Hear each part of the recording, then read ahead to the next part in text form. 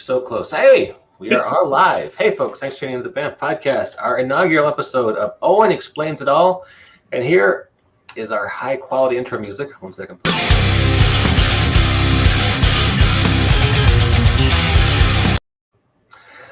Well, I'm pumped now. I don't know about you guys, but I'm ready for some old school metal and ice cream. Energized! Owen Casey Stevens is here to explain it all. And what are we explaining? And co-hosts are, didn't mean to leave him out, Jacob Blackman, right down here, is happy to be here. Help Owen explain it all. Owen, what are we explaining tonight? So, since this is our very first Owen Explains It All, a quick explanation of what we plan on doing might be in order. The idea here is to take pop culture things and talk to you about how you can make those work, specifically in Starfinder, though if there are better ways to make it work, we may talk about those too. I have some experience with Starfinder. I was one of the creators of Starfinder, and I was Paizo's official Starfinder design lead for a couple years, and I still do work for them periodically. So I have strong opinions on how to take things and use them as inspiration for or templates for Starfinder material and adventures. So we're going to launch with The Tomorrow War, which is streaming on Amazon Prime.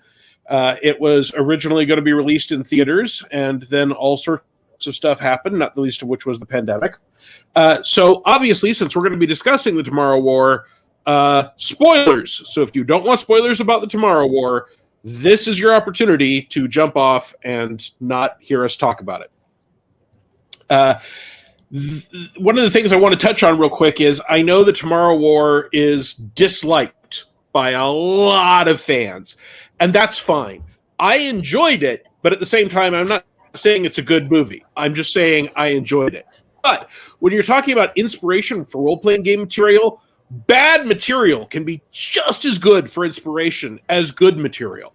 So you can take, you could take Plan 9 from Outer Space, which is a terrible movie, which I recently forced Jacob to watch colorized. And you can take those concepts and use them as inspiration for a good game. Aliens trying to invade Earth by raising a zombie army is a great idea. Plan 9 from Outer Space is a terrible movie. In fact, when Kirkman was originally pitching Walking Dead, he told the publisher that the zombies were being raised by aliens as part of an invasion because they wanted there to be some more element to it than just zombies. And when he was around issue 50, they were like, there are no aliens, are there? No, it's fine. Popular now. Don't worry about it. Supernatural phenomenon, Sharkicane. With the beautiful color illustrated by Mr. Jacob Blackman right below us. Yeah, that's a great example. So for people who aren't familiar, we've given you plenty of time to turn off the stream or jump away now. In the Tomorrow War, we're following a relatively average guy who turns out to be a military vet who is sitting around with his family watching a soccer game when people from the future jump back into the soccer game and say, hey, in the future, we're fighting a war and we're losing, and all of humanity is going to be destroyed if we don't get people from now to jump back to the future in the year 2051 and help us destroy these alien invaders called White Spikes, who will arrive in November 2048, and within 3 years, almost everyone will be dead. And that is the setup, and it's a great setup. I personally think that the movie doesn't live up to that setup, but the fact that the setup was so interesting is one of the reasons that I enjoyed and had a good time with this movie. And you can see the stuff going on in the trailer right now. There's our average schlub. This movie is essentially a little bit of Starship Troopers, a little bit of Aliens, and a little bit of Terminator, sort of all thrown into the blender with a little bit of humor and turned into a goopy paste. And if you like all of those flavors, the goopy paste can be a fun thing to try, but you are not going to be getting a high-quality entertainment meal out of this. That said, there are a lot of great things that you can take from this and move to a game. Jacob, you've seen The Tomorrow War, right? I have not, but I watched a synopsis video about it, so I pretty much know the plot. But the synopsis video was not kind to it. Well, synopsis videos. Go ahead. I was just going to say our regular commenter, Sean Vera, was weighing in saying, personally, I find bad movies are great as I keep coming up with ways I could have done it better. Exactly. Absolutely. And, so the time travel setup in this is one of the things that people might want to borrow. And if you're wondering how to do that in Starfinder, the first thing I want to tell you is if you are doing something like time travel in Starfinder, the Tomorrow War setup of saying there's one time travel machine, you can only go to the other end. Both ends of the portal are going forward in time one day. So if you screw something up, you can't just hop back 6 hours and try it again. That is a great action-adventure narrative way of doing time travel, because you will avoid the problem of there are no stakes, because if we get anything wrong, we can Bill and Ted it and jump back 5 minutes and pick up a trash bucket to drop on someone's head. So I wouldn't even have mechanics for that if I was doing something like this in a Starfinder game. I would just declare, this is what's happening. Similarly, there is a mishap in the first time jump where instead of being put where they're supposed to be, our poor time droppers are dropped way up in the sky, and those that don't happen to fall into a pool fall horribly to their death below. The movie, and this is one of the faults of the movie, never explains if this is a common thing or if it's a surprise. Or when I was first watching it, I thought it was some sort of sabotage. That was sort of the way they reacted to it. And there's no mention of it as soon as people are up and walking again. So that's the thing where I would just say, set up the rules, and when you're making those rules for yourself, make sure that they are not a way for the players to short-circuit your experience. The next big exciting thing I think to talk about are the white spikes. And the white spikes are a little bit like a D&D Manticore mixed with an albino xenomorph from Aliens. They crawl on walls. They're silent until they jump on you. They make distinctive noises. They are, as it happens, all white. And unlike a lot of primitive crawl-around monsters that sci-fi deals with, they've got a built-in ranged attack. Aliens normally don't, the xenomorph aliens don't have some way to throw things. Predators are high-tech people that have powered armor. So having the actual spike, from whence the white spike name comes from, is a great way to handle, in Starfinder, having something that seems like a primitive, monstrous, non-technologically using creature that isn't at a huge disadvantage. The fact of the matter is that ranged weaponry and tactics and high mobility options come in very early in Starfinder compared to, say, Pathfinder or D&D 5e. So if you have creatures that are purely melee-based, they may be at a significant disadvantage that you're not expecting. Having these things being able to climb, and it turns out glide and swim and stick to ceilings and move faster than combat cars, while some of that stuff gets a little silly when you see it on the screen, setting up a monster that can do all that is a great way to create an active threat for your players. I would not, myself, spend a lot of time writing up from scratch white spike stats if I wanted to do something like this. I would pick a few key abilities. I would take an existing stat block with the appropriate CR, and I would slap it on there. Another good thing that this movie does is it establishes that there's this difference between facing one white spike, a pack of white spikes, a queen white spike, and a whole army of white spikes. And having those different threat levels, yeah, there it is. It's kind of like a displacer piece meets a Manticore, all painted gray. Not exactly a white spike, more a gray spike. But having those different threat levels, again, established up front, is a great way to have various narrative options when you're trying to run an adventure. So you introduce us saying, hey, here's one of them, and it turns out one of them is as dangerous as your party can deal with. And then later you can hear a 3, hear a 5.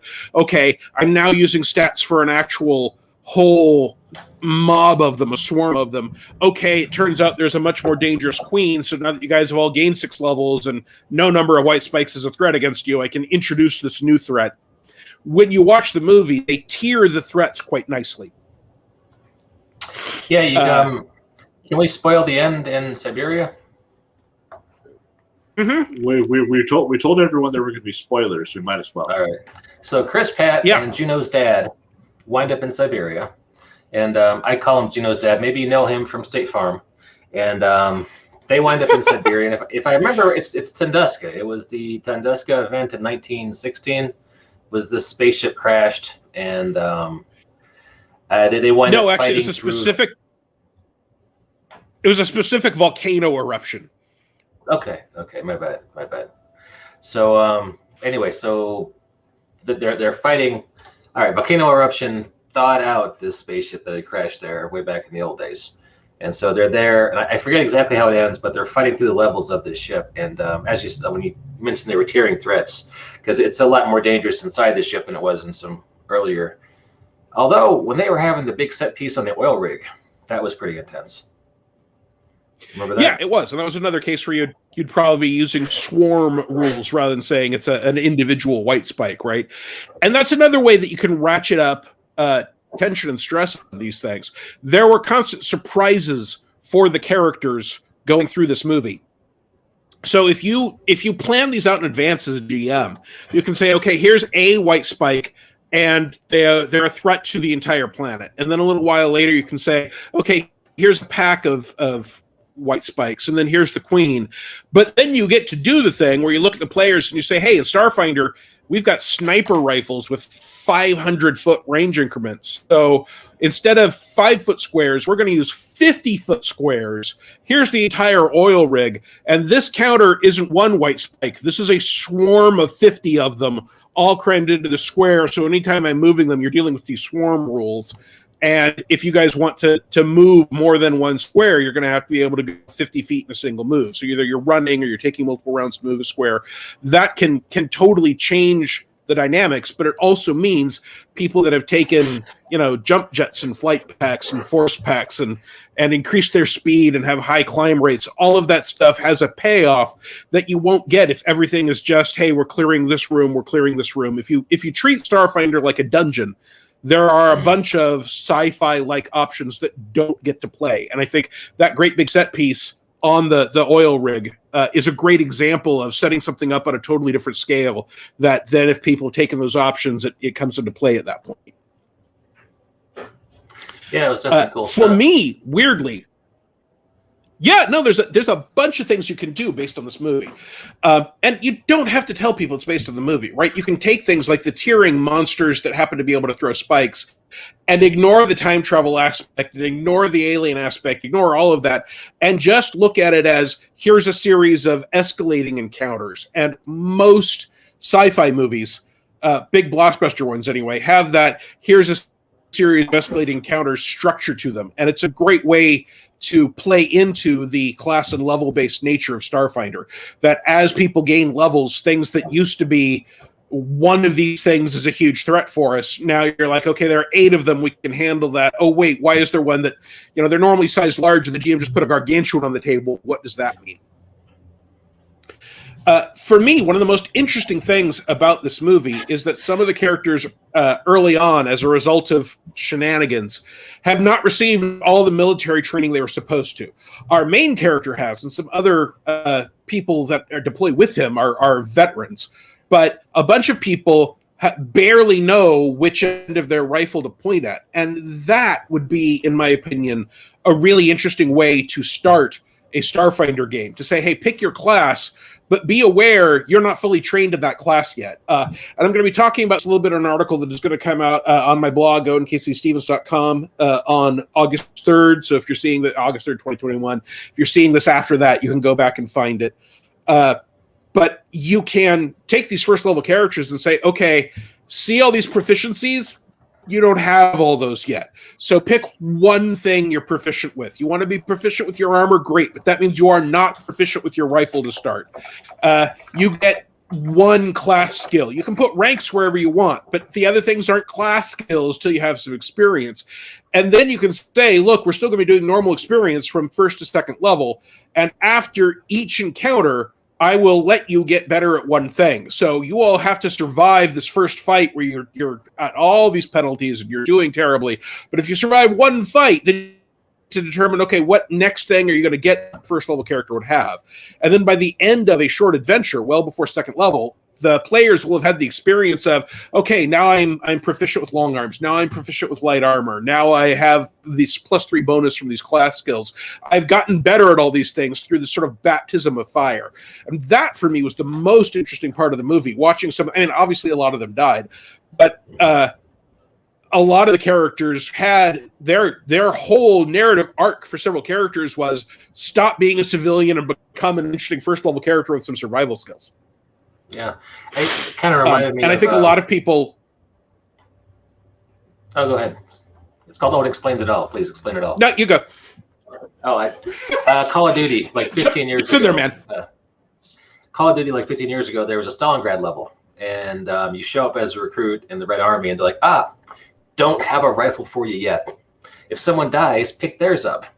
And so the first few scenes are just you running from place to place, picking up grenades here, there, that kind of thing. Same kind of feel where, oh shit, I'm in combat, and wow, I'm really bad at it and poorly equipped. Just throwing me into trial by fire. And even ignoring the time travel aspect, if you have a setup where, at least for your first adventure, the heroes may well getting ported or teleported or plane shifted to wherever they're going, right? You could have a very similar effect by saying, look, we here on the material plane are fine, but in Starfinder we have all the various planes. So there's a big shadow war on the plane of shadow, and all our shadow allies are about to be wiped out.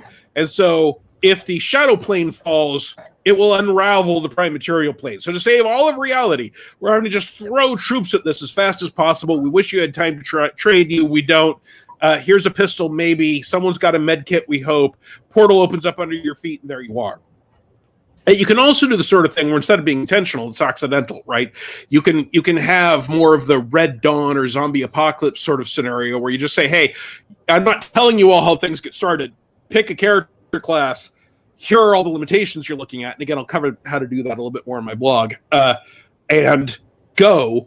And then things just attack. And you've got hey, can we survive through the night? Can we get to the first checkpoint? Can we make our way to where the actual military is trying to protect civilians? Or can we get to the starship to get off this rock, or the escape hatch to get out of the starship? I personally think that can be a... Go ahead.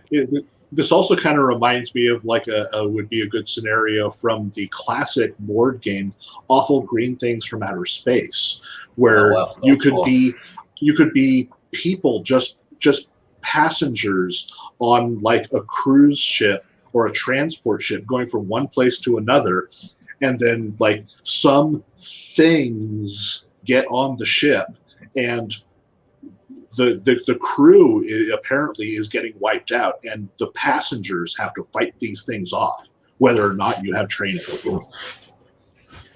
Another movie that is a similar scenario that will work great as a background for that kind of thing is Pitch Black, right? Yes. The starship crashes, and the people who are on it, most of them have no training. Maybe one or two people do, but some of those people you may not be able to trust.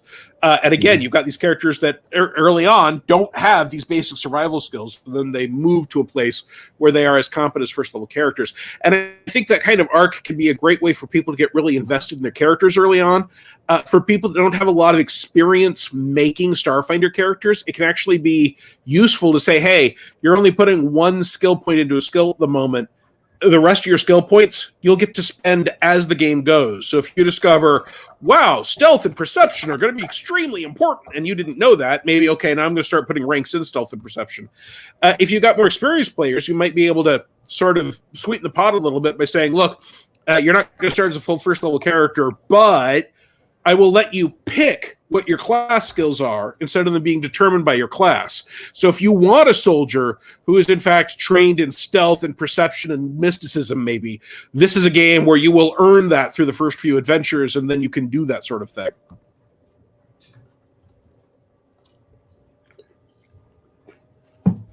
I'm trying to avoid long silences. Oh, no. I didn't want to step on your thing again. I play too many superhero RPGs. I kept thinking of how this time travel element would work in that. And literally the day before I read saw Tomorrow War, I was reading a DC comic, and we had a bit where Oliver Queen was explaining how he was actually both the modern day Green Arrow and, thanks to the Clock King shenanigans, Golden Age Green Arrow. And yeah, I was thinking, well, that was, it similar themes, but obviously, absolutely. Green Ronin fairly recently released the Time Traveler's Codex that has a whole lot of advice on how to do superhero time travel plots and different rules and ideas and seeds. And anyone that actually wants to do a time travel type adventure, I think, can get some benefit out of that. Although, full disclosure, Green Ronin pays one of my paychecks. So while I didn't work on that book or that line, I am obviously biased in their favor. But I think they don't pay me, and I still endorse it. For me, while a lot of people talk about the Tomorrow War specifically being a time travel movie, and inarguably it is, that is the least interesting element. To me, the most interesting thing is that these characters are getting dropped into a very dangerous, disastrous situation, but still have communication, so they're still getting guidance from some safe area, right? Like if you watch the SEAL team show, the soldiers are going out, but they've got drones overhead, and there are people that are giving them intel and information. That setup is a great way for a game master to take early, younger, less experienced players by the hand and guide them through an adventure, right? So maybe not only were you not fully trained, so we expect that you'll screw up, so don't worry about it if your character does something stupid. Maybe your commander couldn't go with you, but a drone went with you, and so there's someone who can't help, but they can make perception checks and tell you what's coming along and make suggestions. It gives the game master a built-in way to guide people along through the early stages of an adventure. And that, for me, is the most interesting part of the Tomorrow War when it comes to discussing how to take it and use it to soup up, enhance, or inspire a Starfighter game. Interesting stuff. Cool. Well, hey, so let's wrap things up. We're heading towards the 30-minute mark. This blog post will be going live on KC Stevens tomorrow. How you can get some of these ideas Owen's been talking about into your Starfinder game. And check it out. This should be a lot of fun. And we're going to be doing this, are we thinking every 2 weeks, every 4 weeks? What's your pleasure there? I think every 2 weeks. Okay. What would we like to talk about next time? Or we want to give it a couple days and debate it over email threads? Let's give it a couple days. We got a couple weeks. There are a few things that have come out recently. There's Jolt over on Prime. There's Jungle Cruise, which in many ways is a weird choice for Starfinder, but it has some interesting stuff in it. I want to see what. And if anyone has a suggestion, right? If any of you have what you would like to hear us talk about here on Owen Explains It All, drop me a line. My email is owen.stevens@gmail.com, and I don't bite. So let us know what you'd like to see, and maybe we will tell you how to do it in Starfinder. All right, cool. Well, hey, thanks a lot. Let's play the contractually mandated outro music. Just 1 second.